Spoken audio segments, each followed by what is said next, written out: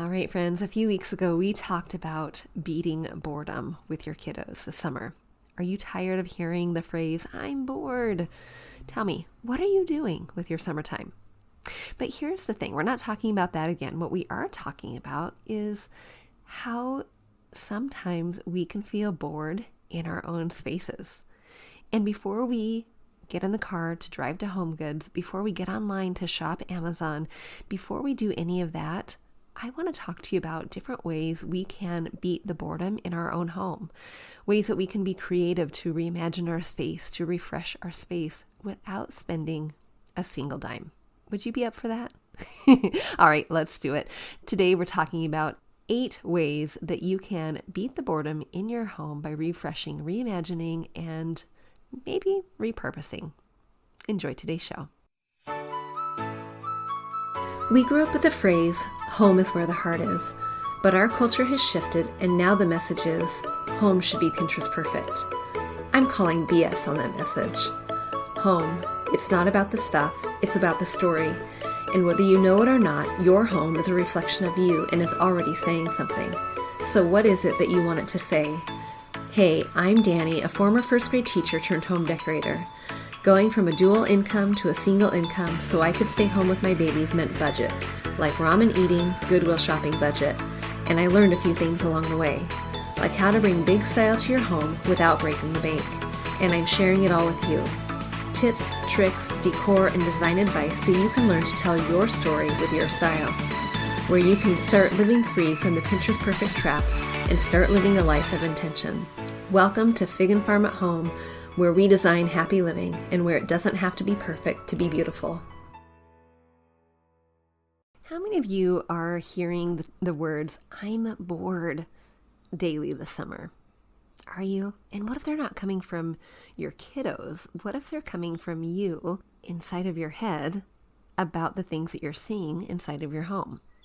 I'm bored. When you walk into a room, what do you feel when you get in there? Are you inspired to invite others over? Are you inspired to maybe create? Are you inspired to cook dinner? Are you inspired to get cozy and read a book? Or do you constantly want change?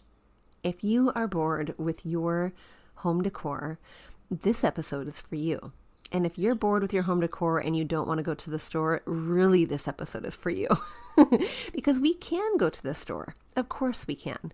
But when we go to the store and we buy the thing that we think is going to fill the space to make our space not boring, different things happen, right? Sometimes it doesn't fit the bill. Sometimes we overspend. Sometimes we completely miss the mark and are actually filling a different void that is not necessarily decor related, but maybe it's, I don't know, maybe we're lonely, or maybe we're missing our kiddos who we just shipped off to college, or filling a void for something else. Or maybe we're just feeding into that I want to keep up with the Joneses. And so we're not trying to do that. What we're trying to do is we're trying to create a space that feels like a reflection of you, that feels inspiring to be in, that feels empty enough that you are not constantly bombarded by visual chaos, but full enough that you love what you see and you feel something in your space that is not a negative feeling. You feel cozy, you feel warm, you feel safe, you feel inspired, you feel delighted, whatever that feeling is. So today we're talking about ways that you can recreate your space so that you're not so bored, but you're not spending any money. And we're going to start, I have about 6 or so, maybe a couple bonus here and there, but we're going to start with one that is the absolute obvious. And you know what I'm going to say before I even say it, but shop the house. And a lot of the things I'm going to come back and refer to will be exactly that. We're going to shop the house. But what I want you to think about is using what you have, using what you already own, and being creative with the things that you have already in your space. So we're not landing on shop the house, but I want you to keep that in the back of the mind, because that is where we're going to grab all of our resources, all of the things in order to create change and maybe a little bit of inspiration and anti-boredom in your home. So number 1, shop the house. We're just going to let that be. But number 2, I want you to think outside of the box. What are some of the things that might be used one way that you can use another way? A couple examples. If you have a bench at the end of your bed, could you move it into your living room and have it be your coffee table? A few years ago, when we were living in Iowa, we had a sunroom, and those are pretty typical in Iowan homes because you really want to enjoy the outdoors without all the bugs and the humidity. And so we had a dining room table in our dining room, and we had a sunroom with a couple cute chairs and a couple cute plants, and it led into our backyard. But it was all windows. And I was bored of our home, and we didn't have a whole lot of money. And so one day I decided to see what it would be like to change rooms. I took the chairs that were in the sunroom, put them in the dining room, put the dining room table in the sunroom. And that experiment was really very powerful. We had a couple really enjoyable times sitting in the sunroom, eating our dinner, inviting friends over and having our dinner there. It didn't take long for me to realize I don't quite like it like that, but it was a fun experiment, and it definitely kept me away from the store thinking I needed to buy something different for the space when actually all I needed to do was play a little bit. So think outside of the box in terms of furniture. Side tables, coffee tables, entryway tables, hutches, credenzas. Now, of course, the bigger it is, the more laborious it's going to be to make change. But sometimes that's worth it. Sometimes all it takes is a little manpower in order to move the bookshelf. But what happens when you do? Can you use that cute little hutch that's in the dining room that fits not quite well enough? It's maybe a little big for the space. Can you use that in your living room to display books and artwork and plants and candles and all the things? Whatever it is that you have, be mindful of how it could possibly work for a different purpose. Now, if you're moving big things, one thing to keep in mind is before you do unload, reload, move across, hire the help, whatever you do, be mindful of the spacing. And you can always measure it out, get the blue tape and tape the outline of the dimensions on the floor and get a feel for how you might like it in that area. And if you're not wanting to move big pieces of furniture or even little pieces of furniture, or you've moved them and you still want change, you're still a little bored with your space and you still want to see how things look a little differently, try trading out smaller items like lampshades. Maybe not even the entire lamp, but lampshades, or picture frames, or entire pictures. Try trading out things like area rugs, books, candles, plants, things that you have styled in a certain way in your entryway, for example. Baskets. Move them here and there to different areas of your room and see what you think. How do you like it in the living room? How do you like it in the dining room? How do you like it removed altogether? Trading out little things is kind of the epitome of shopping the house, but I bet there are things tucked away in closets, in offices, in the garage even, and probably, like most of us, even in our storage unit, that could be traded out for things that we have currently. Kind of like when our kiddos were little and we would put away some of the toys for storing for later. Even doing that with home decor so that you are not necessarily getting rid of it, you're just done with it for a time. And you can bring it out when the season changes, when it's time for you to get a little bit of a refresh without going to the store and spending any more money. I had a listener ask probably last year or so about how I stored extra decor, what I did with the things that weren't necessarily in use. And my answer may have disappointed her a little bit because I don't necessarily have extra per se, except when it comes to the traditional holiday decorating. But I do have extra textiles, and I do shop the house all the time.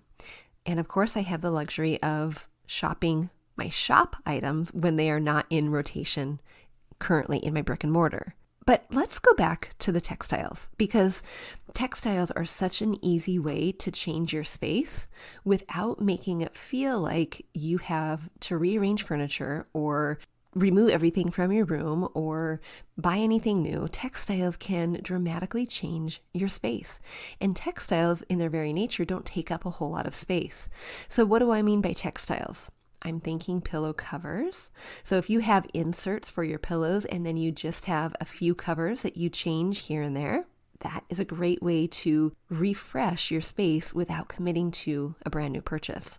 Throw blankets are another great way to refresh your space. They can make your space feel lighter, heavier, airier, darker, moodier. They can make your space feel a different way. And if you store your textiles, like your throw blankets, maybe in your playroom, maybe in your living room, maybe in your not your dining room, that would be silly, but maybe in your linen closet, wherever you store them, bringing them out or just rotating them, the ones that you want to have, we'll say company ready, guest ready, front and center. Those are the ones you want on rotation, but the other ones, maybe the red ones, if it's summer, you can have in the playroom. Who cares? No one's going to see it. The kids are going to use it when they watch movies or they snuggle with their baby dolls. No one's going to care. But having the ones that you want company ready out and using them is always a good thing and an easy refresh. The fourth idea to beat boredom in your home without spending a thing is to craft something. And when I say craft something, I don't mean popsicle sticks. So get that vision out of your mind. Craft sticks are fun. They are absolutely wonderful for crafternoons with your kiddos. But when it comes to decorating your home, maybe put the craft sticks away. What I'm thinking about is things like sewing a pillow cover, painting a lamp, creating an abstract piece of art, creating word art, painting a frame, painting a picture frame, painting your light fixtures, adding texture to vases. Whatever that craft is, there is inspiration surrounding you all over the place. And there are things in your home that when you think about it, when you look at them through a lens of a crafter, a DIYer, a budgeter, you might be able to reimagine them. Of course, Pinterest is your friend here, but Pinterest can also be a very time-sucking trap, to be quite honest. And we don't necessarily want that. So before you go to Pinterest, think about maybe the room that you're wanting to refresh, the room that you are constantly bored with, and maybe think about an item you have in there that would be kind of fun to change up. And then go to Pinterest to see how people painted frames, or to see how people changed lamp bases, or to see what it is I mean when I say put texture on a vase. And if crafting is not your cup of tea, if DIYing is not really something that you've done because it always looks like you just had a crafternoon with your kiddos, do it anyway. Do it anyway, because the more you practice, the better you become. Do it anyway, because the more you practice, the better you become, and the more fun it is to put your personal stamp in your home. The fifth way to beat boredom in your home is to rearrange the furniture. You may have already swapped pieces out room to room, big pieces, little pieces, but what about just reimagining the space that you currently are in? Can you move the piano? Can you move the couch? Can you move the chairs, the hutch, the entryway table, the side tables, the coffee table? What can you move in order to reimagine the space and give it a fresh little uplift? And if moving your furniture means getting it away from the wall, even better. You know my stance on that if you've been listening for a while. Sometimes we're bound by the wall. Sometimes we're bound by the restraints of the room. But other times what happens is we will walk into our space after buying it, after seeing how it was staged when we first moved in, and we will leave the furniture in the exact place we saw it. We imagine that our space needs to be set up in this way because that is what we saw. But have a little fun here. Be a little creative. Try it. What is the worst that can happen? You move it right back. The next idea, number 6, for beating boredom in your home, you're probably going to already guess it. Declutter. Yeah, get rid of some of the excess, some of the things that are visually bogging you down. A lot of times when you make space for your things to breathe a little bit, your walls to breathe, your furniture to breathe, your room to breathe, it feels different. It feels lighter. It feels more spacious. It feels airier. It feels like a space you can enjoy your home in a little bit more. In a couple of weeks during our Systemize Your Home summer series, we are going to be talking about ways to declutter, to edit your space, to do it in big ways and then do it in smaller ways. Some of us are doing the big purge, but some of us are on the maintaining. Some of us don't need to fill bag after bag after bag. So we're going to be diving in a few weeks. But removing excess, and not just moving it to one other space in your home, removing it completely from your home, knowing that it can bless someone else, it can give someone else a brand new fresh start perhaps, is a great thing. All right, in that light, number 7, this one is a little bit messier. This one, maybe you end up decluttering, maybe you don't, but Sometimes beating boredom means starting from scratch completely. So, a little bit extreme, but take everything out of your room. Take it out. Now, here's the thing. If you have small children, if you have children home for the summer, if you have a husband who works from home, maybe be mindful of that. Do it on a day when they go to the water sites, they go to the park, they go to the beach. Do it on a day when you have a little bit of time, because you will be making a little bit bigger of a mess than you would otherwise. But when you remove everything from your room, don't just then fill it back in. Think about it for a second. Think about how you can envision the space maybe in a different way. Think about how maybe the furniture can go in a different arrangement. Think about what really needs to go back into that space. Do you really need the double layered rug? Do you really need both of the coffee tables? Do you really need the little ottoman? I don't know, whatever it is, do you really want it when it comes back in? It's kind of reverse Marie Kondoing, right? If you know Marie Kondo and her hold everything and touch it and feel joy and get it all out, but she's not necessarily putting things back in, but you are. And you're doing it one piece at a time because you're seeing how it really belongs. And after you have the couch in space, do you really want to have the textiles on it? Or do you like it as is? Does it feel airier and brighter? Does it feel lighter and more relaxing? And sometimes it means that we remove all the little things, the peripherals, I call them, not necessarily the anchor pieces, because that can be big and a little bit more dramatic, of course, but moving the peripherals, all of the textiles, all of the lamps, all of the little things like side tables, all of the books, all of the candles, all of the plants, everything you have around the surface, the mantles, the hearth, the bookcase, removing it all and then putting it back one piece, one layer at a time can help refresh your space and let it breathe a little bit more. And of course, you can give it a deep clean along the way.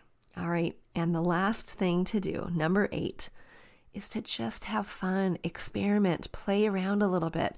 There are no right or wrong rules to decorating your home. Of course, you're hearing this from me. You're hearing this from me who says we should have homes that are a reflection of us, that are meant to be lived in, played in, laughed in, loved in.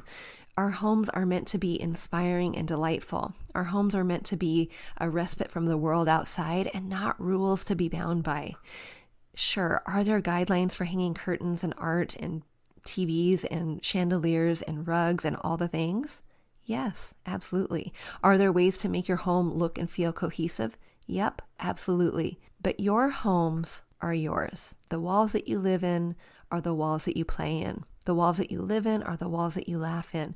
And these walls should be a delight for you. And if they are not, there is a problem. If they are not, if they are walls that you walk by and you just absolutely can't stand, or you are tired of just being in your space, if that is happening for you, let's have a chat. I was talking recently to a client who said, my bedroom doesn't feel cozy. It doesn't feel comfortable. It just feels like there's furniture in there. And if that is you, let's do something about it. Decorating SOS calls are designed for you to make your first action step, to take your first action step toward creating a space that delights you. And it doesn't have to be fancy. It doesn't have to be expensive. It doesn't have to be a whole lot of work. Sometimes it takes a fresh eye, a fresh perspective to reimagine the space, to ask you questions, to get inside of the room and the purpose that you have for the room and the ideas you have for the activities you want to be in the room, to get that fresh perspective in order to help you reimagine it. So if you are stuck in not knowing what to do, if you're stuck in having that wall color that is just not you, but you're picking things around to decorate around it, if you are stuck with having too big of furniture, too little of furniture, no furniture at all, if you are stuck, book a call.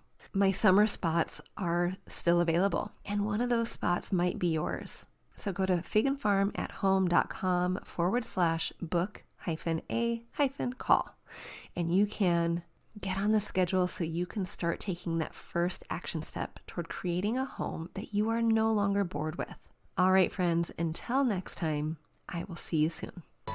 Hey, real quick before you go, If you learned something new or found value in today's podcast, would you head over to iTunes to Fig and Farm at Home and leave a review and subscribe to the show? That would be awesome. And if you'd like to connect with my community of mamas who are learning to be intentional storytellers within their own homes, join us at bit.ly/design101 group.